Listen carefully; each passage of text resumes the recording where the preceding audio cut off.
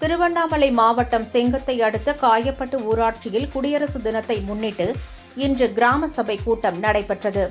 இந்த கூட்டத்தில் கலந்து கொண்ட கிராம மக்கள் 100 நாள் பணி அட்டை, ரேஷன் அட்டை, இலவச வீடு, கொசு மருந்து தெளிப்பான் மற்றும் ஏரி சாலையை சீரமைத்தல் உள்ளிட்ட பல்வேறு அடிப்படை வசதிகள் இதுவரை செய்து தரப்படவில்லை என குற்றம் சாட்டினர்.